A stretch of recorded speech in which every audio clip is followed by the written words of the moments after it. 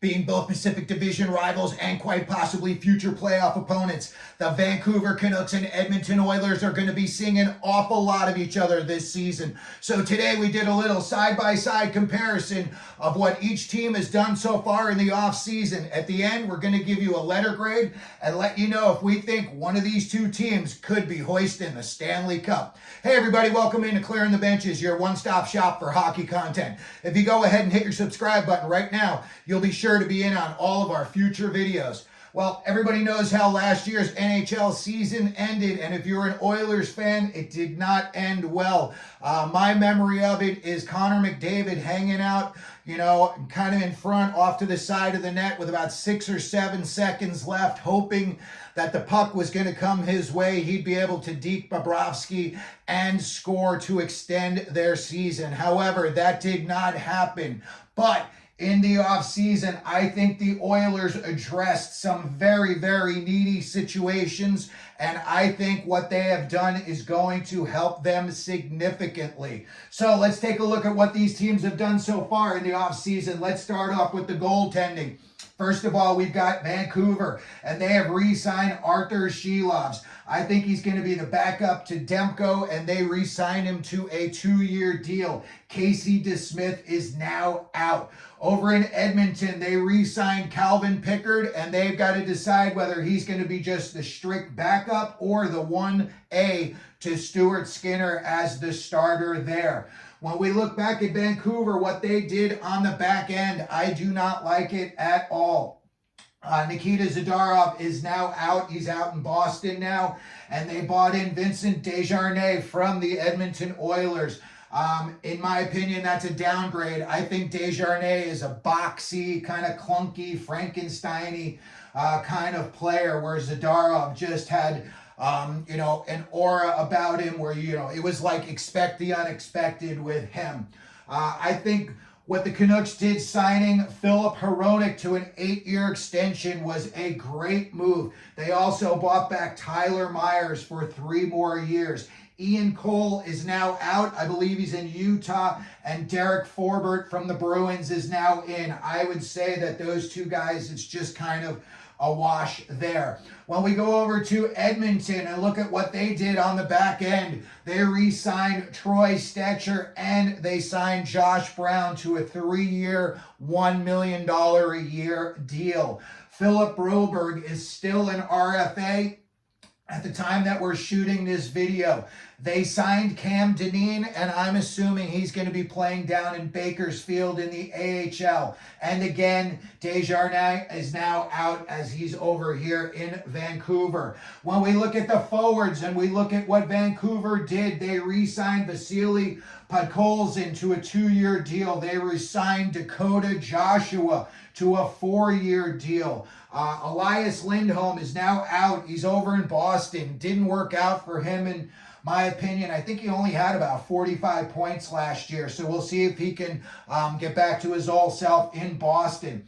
And in kind of a trade-off, Jake DeBrusk is now in from Boston. I think Jake DeBrusk is going to do wonders on the power play with JT Miller. I think they've just got a lot of sandpaper and grit now on this roster, especially up front, and I think that's going to help them get a little bit further than they did last year. Daniel Sprong was also bought in on a 2-year deal, and Danton Heinen was also bought in from the Boston Bruins. So you can see what Vancouver's doing. They're adding depth to their third and fourth line. They see it's going to be a grind, and in the playoffs, your third and fourth line guys are going to be very, very important.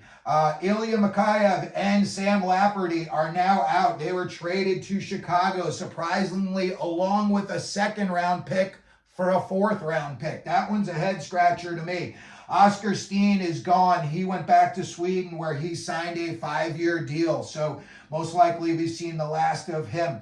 Kiefer Sherwood was bought in from Nashville, probably another 4th-line guy. He's going to help them out. I think, he's got a good pedigree, and I think, Again, they're only going to be looking for him just to give the Stars a rest. Don't get scored on, and anything you do in the offensive zone is a bonus. When we look at what Edmonton did over there at their forward position, they had a blockbuster deal.